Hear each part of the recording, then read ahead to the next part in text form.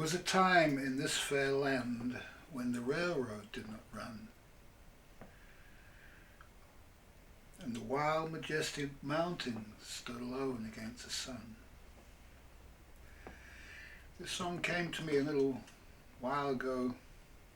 I couldn't get it out of my mind. It kept coming back to me. It's words of Gordon Lightfoot. And it seems to me when I look back over our history that there were much greater times to live in than we're living in now. And what was greater about these times was the natural order still existed. Before the railroads were built. And the railroads, and these were followed by the actual roads of tarmac that's now covered the entire world. These are what has destroyed the natural order. When I was in Africa, I clearly saw the corruption that had been caused by the road. People used to live in little villages, and the villages were oriented towards the river, as the river was the source, the natural highways of nature. Natural, nature is the same word. This is a natural way of moving through the world. And there are also bridle paths, the paths that horses make, and when we start to make carriages and things like this, so the wheels of the carriage, they destroy the natural order. And so the horse is at home in nature, the carriage, and the other words of the song, long before the white man and long before the wheel. The Native Americans, the Maori people, they had no wheel, you know. They lived without the wheel, and they did not miss the wheel. Yeah. The wheel is a kind of a mental contraption of a return to a dimensionality of a lower form. If you look at the horse and the legs, the way the horse's legs move, the way the human body moves, it can move in many different directions. It's a much more advanced structure than a wheel that can only turn and move in one direction. And so to go from the horse to the wheel is actually a downward movement. And whilst one is riding on the back of the horse, one is experiencing a certain exercise which is beneficial to the body. When one is sitting in the chair of the carriage, one is simply subjecting one's body to a kind of abuse which in the end results in a difficulty in the back, really, which anybody who's spent as much time as I've spent on the internet working with computers will realise that the chair and the back are not really compatible. And the horse, it's interesting, the horse, you ride the horse on the horse's back, but you never see a horse with a back problem, not unless it's been abused by some human. So the horse and man were natural companions.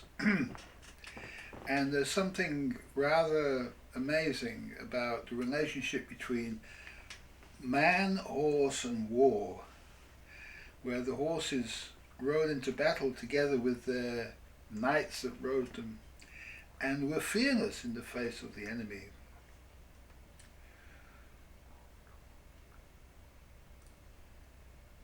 One might think that the animals was too stupid to understand, yet if you try to capture a horse will run away. And the knights didn't have to force the horses to fight in battle.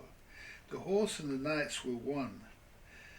And so nature in all its glory lived in this time.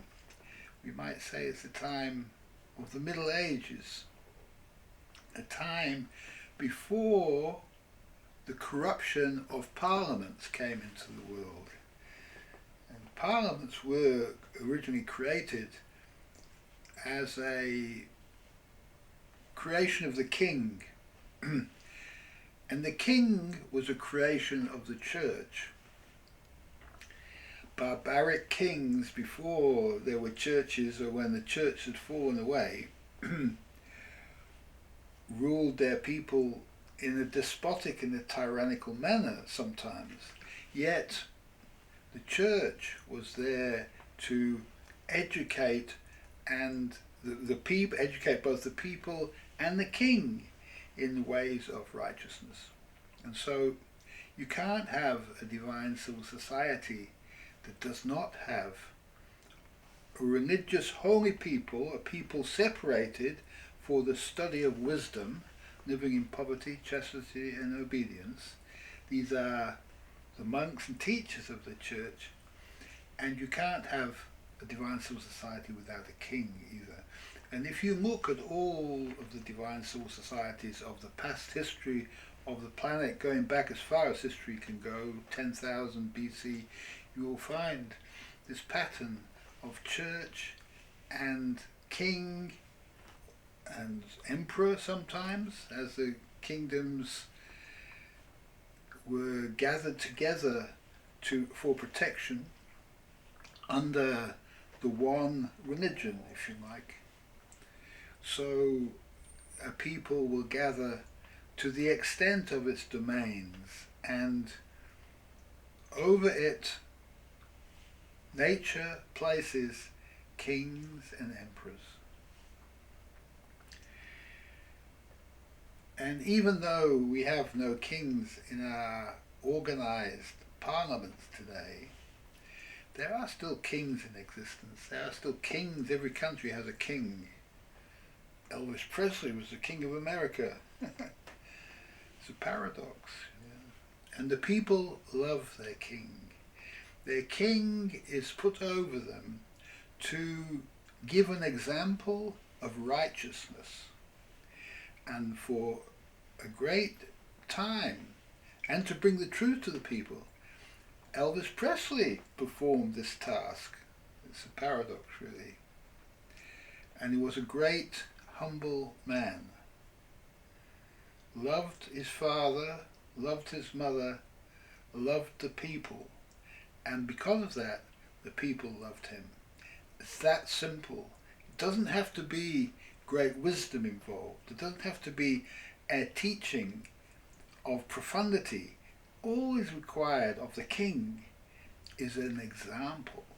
And unfortunately, in the case of Elvis, fell amongst thieves, the music business, of course, and the music business corrupted him, and he held out against this, yet the temptations of the music industry were just so great, and also the music industry can make people a slave to it, and if you become a slave of anything, then those masters tell you what to do and you have to obey, unfortunately, unless you break away and you leave them behind and say, I have nothing further to do with you. And so slavery is a voluntary thing, really, and a man can leave his slavery and become free simply by walking out the door.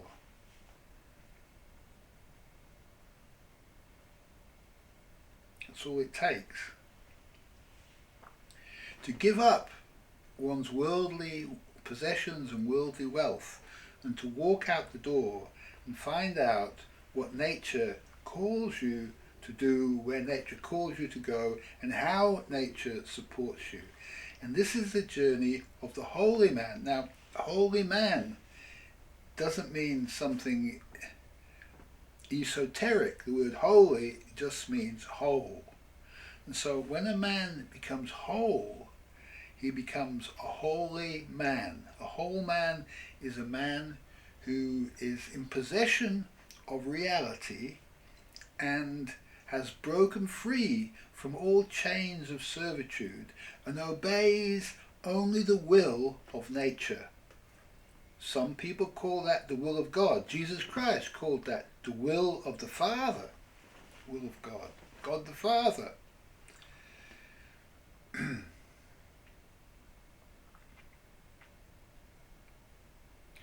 This is enough for this little part of the video.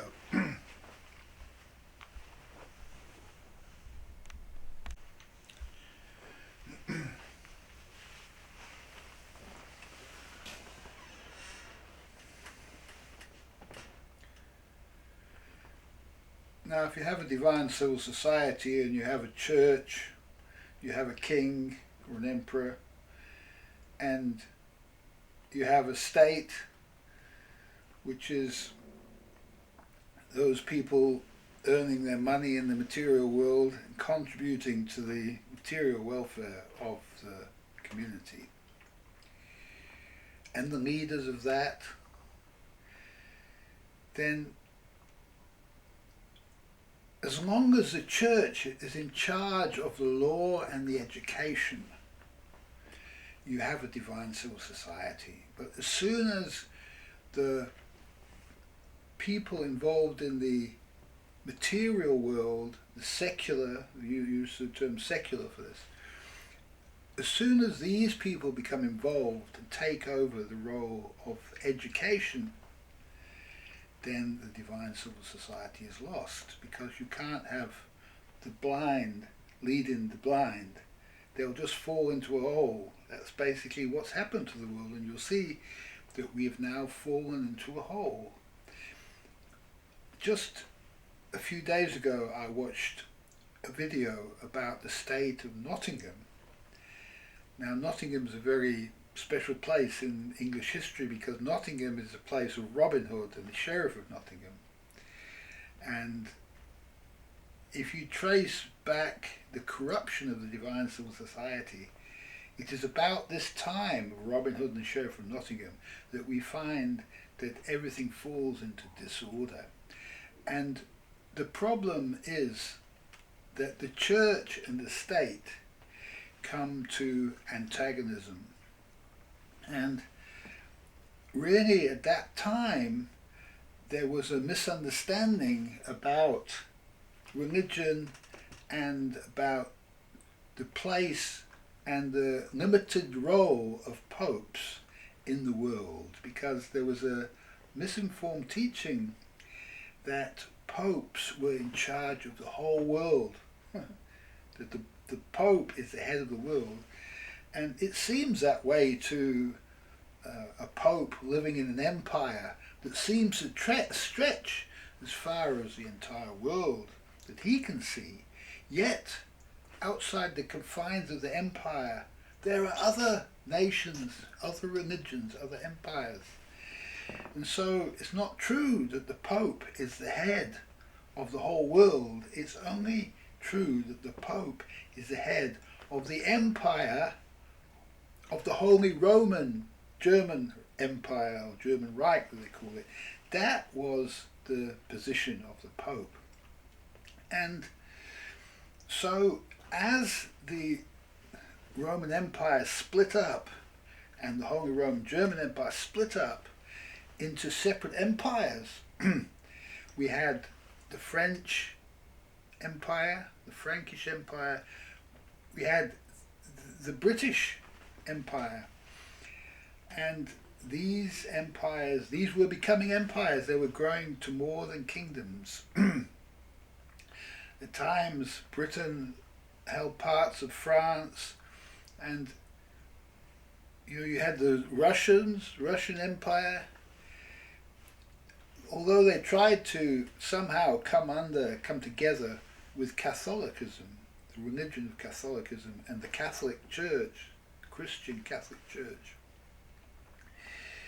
Unfortunately, there were fallen people involved in the church, and if the church loses its way, then in one empire, then another empire which has different views of the truth, if you like, wisdom, contains a higher wisdom than the other, then just like people, they're just like people. You can have one with a wisdom, and somebody can fall and lose the way, and then it's necessary for these two different ideas to rub together for the truth to come back.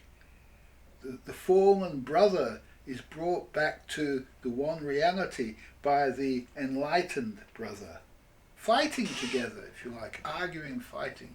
And the argue and the fight is what produces the solution, the healing of the nation.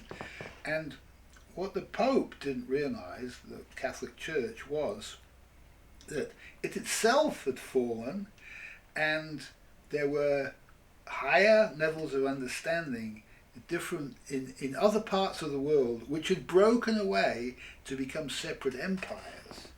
And we can see this by the setting up of popes and anti-popes. Really, they shouldn't have been called popes and anti-popes. They should have just been called the popes of Rome and that empire, the Roman Empire, and the popes of France and the French Empire. Yeah, and the same the Pope of England. You see, they never actually identified the Pope of England. They had the Archbishop of Canterbury was supposed to be the delegate, the legate, I think they call it the legate of the Pope at Rome, okay? And this was really just kowtowing to the Pope. It really, he should have been a separate, independent church, if you like, as a Pope, the Pope of the British Isles, of Great Britain, Greater Britain, would have its own Pope.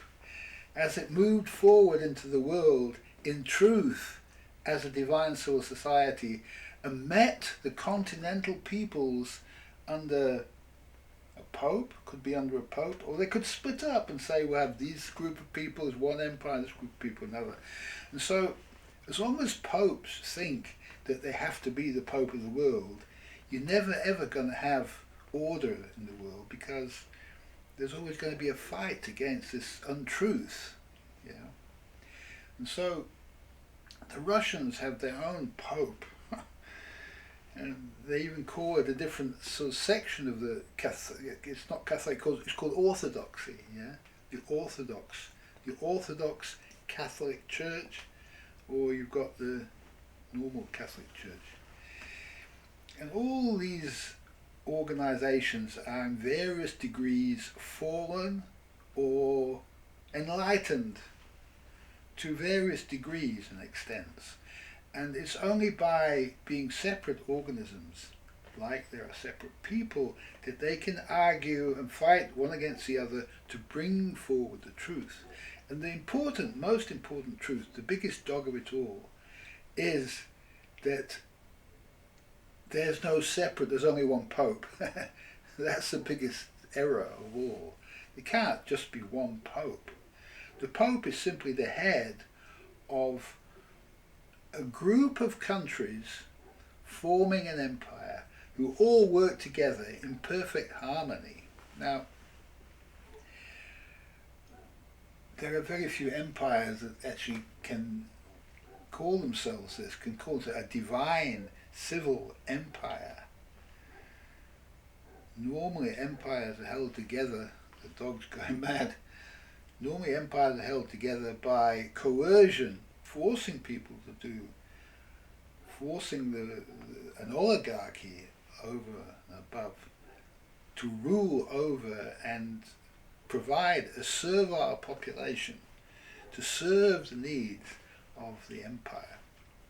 And so this is not a divine civil society at all, because in a divine civil society everybody serves everybody else. The whole concept of divinity is one of service, service to one's calling. The highest calling is the high priest or the Pope, Father. Pope means Papa, Father, the Father of the nation. This is the highest calling. And underneath that comes the King. The King is lower than the Father, because the King has to take his advice from the father, and the father approves the son. The king is the son. The father is the highest divine in the land, and it's necessary that the son respect the father, unless the father becomes fallen and falls into the darkness, in which case it's necessary that the church itself realizes this and can call upon the king to remove the father. It's a complex situation.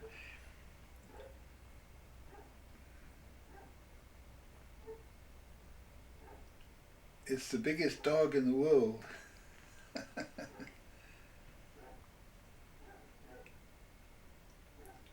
What we're talking about is the absolute problem in the world. And if we look at what's called a church now, it's just a fake church. These are all worldly people. None of them living in poverty, chastity and obedience. And chastity is not celibacy. This is another grave mistake of the church, is that there are positions in the church which require celibacy. But then there are positions higher than that, which require not only allow the opposite of celibacy, which is to be a couple, but require the high level positions to be filled by couples. Always the king is a couple. It cannot be a single person. It has to be a couple. And similarly, an abbot should be a couple. There should be an abbot and an abbess, each responsible for a male-female orders within the church. You'll see that this is mirrored in the king and the queen. The queen has her ladies in waiting, which she can award for good service to knights in the kingdom. And not to say this knight and this lady in waiting, no. The ladies in waiting and the knights know who are meant to be couples. They know when the time comes, when they're attracted one to the other, when they love each other, so they become the next level. Okay, the knight, the lady in waiting, becomes the next level.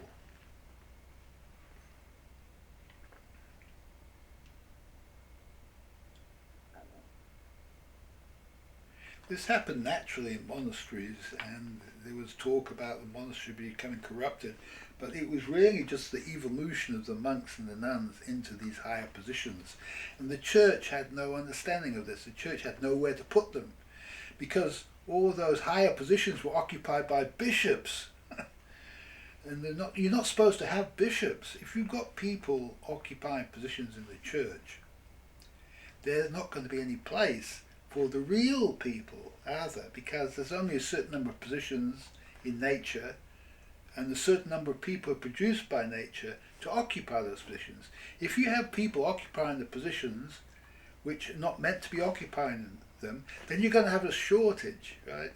And that's going to force those people to actually the greater work of casting out the evil within society. The evil being everything that is living their life backward. Okay, evil is life lived backwards, and so it's necessary for life lived backwards to be saying, "Hey, you're not supposed to be doing that. You're not supposed to be occupying that position. That's not your calling. You're just there for the money." Okay, simony it's called, giving of positions to people just for the money, not for the calling. And so simony was rife at the time that Richard the Lionheart was captured by Henry VIII, the German emperor, and held in captivity, and the kingdom of England held to ransom. And at that point, one of the criteria was that England loses its sovereignty, and the bishops of England had to be replaced, and abbots too, and the monks thrown out, with positions of created through simony, which is giving the sons and daughters and cousins of wealthy or of the aristocrats of the Holy Roman Empire, giving them positions and appointments into the Church of England to take the revenues, not because they were holy people called. They weren't whole people. They were fallen. They were young. They were inexperienced. They were revelers. They were committing crimes against nature. Yeah. And so a lot of the true holy people were actually driven from the kingdom. And so you see that at the time. This was in around about the turn of the 1200, going from the 12th to the 13th century, the year 1199. This kind of year, the kingdom of England became most fallen, the church most fallen. And because of that, there was a need to cast out this church, okay? And Henry VIII had the job of dealing with this, of casting it out. Now, unfortunately, in the process of casting out the church, Henry VIII was a powerful king, able to do this, able to maintain kingly power. And in the process, he empowered the barons, which was the money people, the people who were interested in the material wealth of the nation, the greedy ones, if you like. Some of them greedy, some of them okay, but many greedy ones amongst them. What happened was to get rid of the Church of Rome, he dissolved all of the monastic orders, where all the wise men of learning were living. He dissolved all these. And this led to the barons, who were the landed money, confiscating these monastic properties, because this was property, this was wealth, this was value. These were the greatest buildings, these were great, and they turned the churches into nice palatial homes for themselves. They just stole it all, right? And then afterwards came the enclosure of the lands and so on. But at this time we have the corruption of Parliament.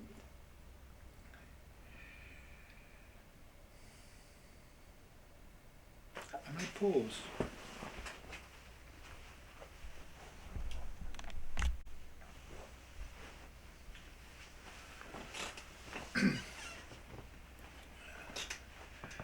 I want to come back to Nottingham because I missed something out. And that is, I watched this video about Nottingham, and somebody has got the calling. You know, if you've got no job and nothing to do, what happens is people are called to go and make videos and put them on YouTube. This is almost the start of the new guilds. People are called to do this. And so there's this video of Nottingham. This guy is going around all different town centres, showing the state of the shops and the business centres of what's going on in the country. And the media is not doing this, not really. And probably the biggest question in England right now is what we're going to do about the state of the city centres. How are we going to deal with this? What's caused it, and what's our solution going to be for it? Because the state of Nottingham, I'll give you a bit of an idea of this, and that was that just walking around with a camera, it's all shut down. You know, even the most, not just the old shops, just the old buildings, it's the bad stuff. It's all the newest stuff that they built just recently, whole shopping centres, and you know, the better parts of town. They're just all empty. Business has all been boarded up, and to try to make it look a bit better, they've put pictures over the boardings to advertise history of Nottingham, stuff like this. But it's hidden behind it is just empty buildings not being used by anybody. Yeah. So at the moment we've got a refugee problem, housing refugees, and we've got them living in these boats where they're getting all sick and killing themselves. Yeah. But we've got all these buildings which are just sitting there for rent, but nobody's going to rent them because they're not useful anymore. People don't go to town anymore. People don't want to go shopping anymore. People are looking for something else in their life. People's minds are concerned with other things. Like I'm concerned with this. I'm not going out there drinking cups of coffee and supporting the town. Nobody's doing this anymore.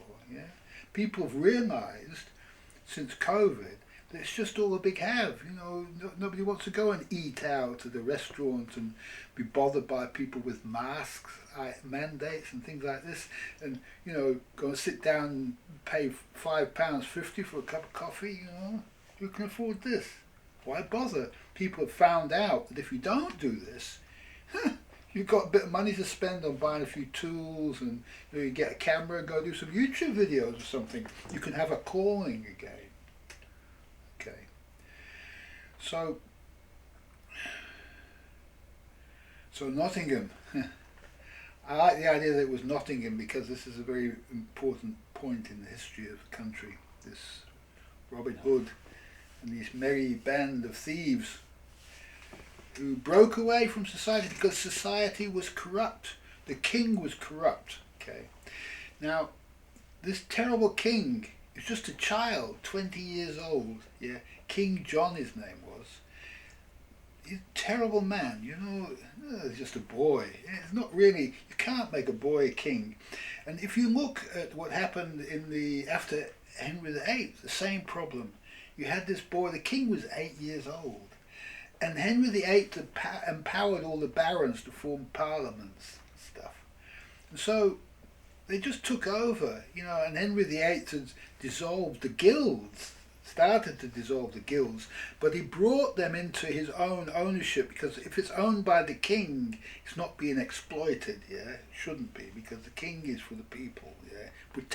The job of the king is protect everything for the people. The king doesn't really own anything. He owns it on behalf of the people. The crown is the people. Yeah. And so when Henry VIII died, the kingdom was taken over by the barons. And that was the end of it, really. Then what they did was they just took everything that Henry VIII was guarding on behalf of the people, the guilds especially, the guilds, and the guild chapels and everything, which was the ordinary people's exposure and education of the people into the church. The integration between the people and the church was the guilds and the callings. The guilds was a separate guild for each calling. If you were called to be a mason, you learnt under a master mason. You became apprentice to a mason. And everything was the same in society. If you wanted to be a baker, you become apprentice to a baker, and the bread had to be a certain quality, and it had to cost a certain amount of money, and you couldn't have this bread that's just blown up air and you've got to eat the whole loaf just to eat a slice of it. You didn't have this sort of problem because these callings were a part of the divine civil society, part of the church, really. And the idea of the callings is that the people become to a certain level from going from apprentice to master. They become, and all the time they're learning more about divinity. Divinity is a subject which all people need to learn about. And so there was a divine aspect to these guilds. And so as the people got older, the masters got older, so they would leave the guilds and join the church, yeah, and they give their properties to the church, and it would, or they would give them to the apprentice or whatever. The apprentice would live in the same house as the guild master, yeah. It was a different world, but it was a world which was governed locally by the people. The people were part of the government. The government was the guilds. The guilds were the government. And nobody told anybody what to do from London. Nobody did this. All all there was a negotiation between London, the king.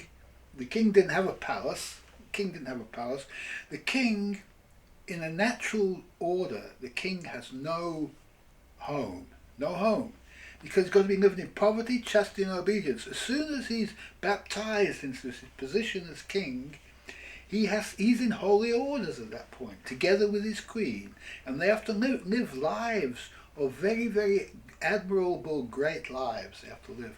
And they have to live solely to serve the people.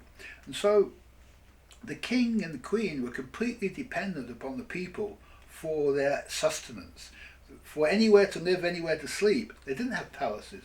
And so they would have the court. The court of the king was the people that lived and travelled together with the king. This was originally called the Witan. The Witan means the wise elders. It's an Anglo-Saxon term. And so the king was surrounded by his wise elders who advised him with the highest divines in the land. Okay, they weren't part of the worldly order. Not really. They might have had one or two who were good at arithmetic and stuff like that, counting up sums of money and so on, because they had to deal with taxation, had to deal with that kind of thing. And the king's job would be to go around the kingdom, travel from place to place continuously. Wherever he was, he'd be put up in whatever magnificence the local people could provide, they would provide, and it would be a proud thing for the local people to provide as good as a service as they could to the king, because this would show the king how important a place they were in the kingdom. Okay, you can see how everything's now dependent one on the other. We've got the church providing the wisdom. We've got the king providing justice, because what the king does is he hears cases where there's some kind of grievance. You know, let's say that the guild of masons and the guild of merchants are having an argument because the merchants think that the buildings should be cheaper, right? Okay, and so the king has to go and listen to the argument and decide, should the buildings be cheaper or should the buildings stay the way they are? And so at this point the merchants say, well, look, we don't care about all this nice brick and stuff. We just have cheap old buildings with, just tin roofs and wooden shacks, and that's enough. We just want to get our wares out to people. The king would say, and the masons say, we're not going to build rubbish like this. It only lasts for 5 years, and it causes all sorts of problems and blah blah blah blah blah. It's a fire hazard and all sorts of things, because that's their role, is to make sure that everything has the right quality, not overly quality. It doesn't have to be over ornate. It just has to have quality and art related to function. Okay, so it has to be a good function. And so the king says, oh look, you merchants are wrong, because the guild people, they say that the buildings have to be of a certain quality, and I agree with them, and now my wise men say so also. And so there was wisdom in the kingdom, but now what happens is we've got a corrupt parliament, and now it goes the opposite way. Yeah, now it goes, okay, it's cheaper, just do it. And at that time it was a local people had controlled themselves, decided what their own laws were, and their own laws were based on the past and what was commonly understood by the people. So they weren't like formulated as exact, you must do this, you must do that. They were more of a what happened in the past, or what was commonly accepted by the people. And the king had to adjudicate between how much people charge for certain things, and whatever people charge for things, then also that would determine what revenues the crown got to support the entourage. But normally the crown wouldn't need too much, because the crown would be looked after by the people. The crown crown would receive gifts, but not too much, because they had to carry this stuff, you know. They have to give away everything that they got. If they were given stuff, they'd have to give it away to other people, you know. So as soon as the king and his retinue becomes palatial and starts to accumulate wealth, and so they're foreman, you know, a king cannot have wealth. A king can be well dressed, he will be well dressed, can have the finest of everything, but not to own it. He doesn't own it. He probably doesn't get dressed. You know, the people, his retinue decide what he wears today and all this kind of, he just puts it on what they give him, and he just has to represent the finest morality. Okay, that's basically the role of the king, the finest morality. If you've got an immoral king, that's the most corrupt thing that you can have. And so, you know, the king of England is now Rishi Sunak. You know, he's completely immoral, and he's just not unsuitable. He's too young, he's unsuitable, he's too rich. The king shouldn't have any wealth, yeah? And enough said. I'll take 5.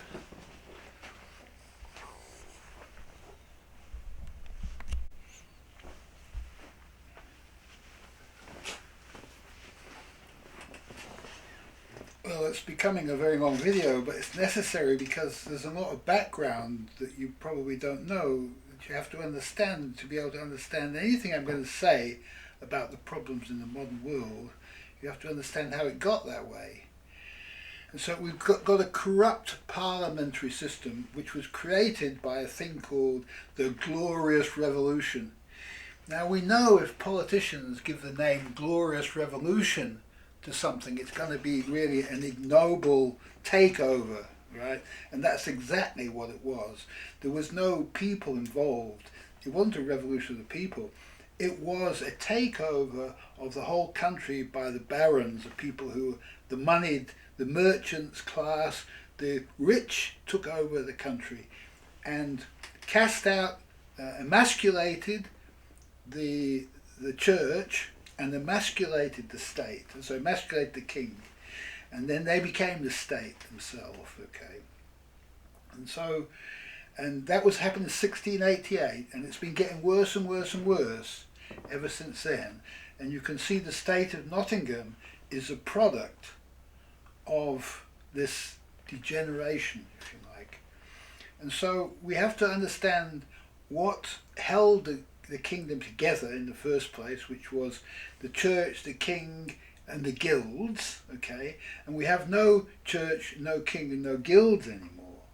We have them all in name, but they're all just fake, okay? And so to understand what we need to get back and to know what we need to lose. Now, there never used to be parliaments. You only called parliaments at times of war when there was a need for extra revenues to support war, okay? And otherwise you didn't need parliaments. All the individual areas in the devolved areas were self-governing, okay? They made their own rules and regulations, and they were coordinated by the king and his wise elders, the church. Okay, and it was a job of the church to get rid of the bad king, and it was a job of the good king to get rid of the bad church, which Henry VIII did. And it's necessary to control the monetary interests, that they don't take over and turn the place into a dump. And we know that the people are against nuclear power. We know that because they spent 60 years fighting it. The whole world fought against nuclear waste and nuclear power and the dangers of pollution that nuclear energy, nuclear waste, the tremendous danger of this stuff, okay? Long-term dangers that we don't even know, where our children will pay the price in 100 years' time or 200 years' time. We don't know, but the whole world realized this, and we said no to nuclear, okay? Now, the rich people, instead of, when they see that their consumption, their unlimited consumption of everything in the world is causing the planet to deteriorate and in the end it will come to an end. Instead of moderating their consumption, they want to increase their consumption. Okay, they want AI is a totally wasteful consuming technology. They've got invent a new consuming technology. They want to build millions upon millions, billions of electric cars, and all of the pollution associated with that, and all of the waste. And now they want to, and they haven't got enough energy to power all these cars, and so they've found out that there's only a certain number of windmills you can put in the sea before you run out of place to drive your ships. And so now the saving grace is nuclear. Yet there's nothing in the media. There's nobody bringing up the subject and say, our most important subject of our government now is this issue of nuclear, because it always was the most important subject of the people. They fought for years, generations over it. Okay. Now they're bringing nuclear in behind the back. Okay. There's a whole new nuclear industry, which the politicians have invested billions of dollars in. Rishi Sunak will have shares in nuclear power companies. Believe you me, this is total corruption, and there's no guild of nuclear energy engineers. Now, if there was a guild of nuclear energy engineers, they would be able to tell they would be free people living with a calling to nuclear power. They wouldn't be beholden to anybody, to companies with wealthy barons of nuclear. They would simply be the engineers who would not do what they're told, and they would only work in nuclear power. They'd only be called to it if it was a real calling, i.e. somebody really feels that nuclear power is great and I want to work in it, right? And nuclear power involves dealing with the nuclear waste, dealing with objects which you can't even touch, dealing with things so poisonous that maybe nobody would do it if it was allowed to be a calling, and you couldn't force people to do it. Now, to get back to Nottingham, one thing I noticed in Nottingham was that amongst all these empty shops, there was one shop which was really busy and full of lights in the basement of one of these new shopping centres, shopping complexes. All the other shops were vacant and empty. Only one was open. Can you guess what this shop was? The job centre, right? Because now Rishi Sunak wants to make it a crime to not accept a job, even though you're sick, even though you've got some mental health problem. He says, no, we're going to cut off all access to food, all access to shelter. You're just going to be thrown out into the rain unless you take the job we want to give you. And the jobs that they're inventing at the moment are nuclear waste disposal jobs. People at a nuclear power station, construction and maintenance and administration. Okay? And we've seen all of the pollution that's happened at Cardiff and places like this. And we know we don't want any of this stuff. And you know, part of the industry is to say that the nuclear power isn't nuclear power. And this is all new. Nobody talks about this. And I'm telling you this because you probably won't find it anywhere else. The nuclear industry has new nuclear power plants which are smaller and they can be put all over the place. Yeah? So they can proliferate so that you've got one in every centre. There's going to be one near you if we allow this to continue. Okay, this thing that we said no to already. Okay, now there's a thing they call fusion, nuclear fusion, but they don't call it nuclear fusion, just call it fusion. Yeah, fusion sounds good, doesn't it? Yeah, fusion. It's supposed to be. Oh, it doesn't create the same level of toxic waste as nuclear power. Okay. Yes, it does. Yes, it does. You can't touch this stuff. You can't, it produces a waste which you can't go near for 100 years. They say, oh, that's okay, because the other nuclear, that produces waste you can't go near for 10,000 years or 50,000 years. No, it's only 100 years, but now say, oh well, it might be 100 years, but it may be 1,000 years. So you can't go near this stuff for 1,000 years. They still haven't got any solution to the waste problem. And does anybody want to work with this waste? Does anybody? Is anybody called to work with this waste? And so the only way you can find this out is if you keep the job centre system, then you have to give the people the option. Do you want to work in nuclear waste, and these are all the dangers of it, or yes or no? And they say no, well you can't force them to work in it. But you know what's going to happen is Rishi Sunak is going to force people to deal with this nuclear waste, to subject their families to living near this nuclear waste, to subject the people taking the jobs to work with this nuclear waste, to be exposed to nuclear waste, to force the communities within hundreds, thousands of miles of these sites to be subjected to groundwater pollution by the nuclear products. Tritium, I think it's called tritium. Terrible, terrible substance, yeah. It is so permeable, you can't put it in a container. It goes through metal, it goes through everything. It just goes through everything. It seeps into the ground, it just gets into everything. It gets into the water supply, that's the main thing. It's terrible stuff, and nobody knows. And you know, you've got all these scientific evaluations which are done by, corrupted by the purveyors of this nuclear stuff. You can't trust them. You can't trust the science. Yeah, the science hasn't been done, and we know. If you ask the church, which I'm part of, whether there should be any nuclear anything in the world, I say to you, no. No nuclear, end of story.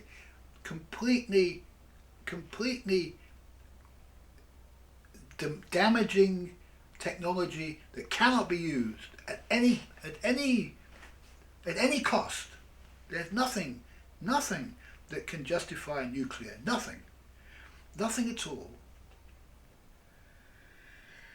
Man has to realise this. Man has to come to say, we can't go back to what we already rejected and say we can have this stuff just because we're in a pickle now because we haven't got enough electricity. No! You've got to get rid of your SUV. You've got to stop buying them. You've got to start downsizing. You've got to start thinking about how we can change the job centre into the guild centre, okay? Where we can pass on people based on what they're called to do to suitable masters to become apprentices. That's what we need to do. That's the only solution. We can't have slave masters and slaves. We can't have this. We know what it's all about now. We need to get back to something. The only thing that can change this world, the only change we can make to the system is to change the job centre. The job centre has to be the centre for calling, for vocational calling. And all the people, young or old, can go there and say, I want to do this. And the job of that place is to ensure that they can do it. Not to force them to choose from some list of choices that they want none of them. No, to find a way to put them into the appropriate calling that they're called to do. Okay. That's enough. I'm going to leave it at that. It's a long video. There's many other things I could say, yet this is what I've said this time. Thanks for watching.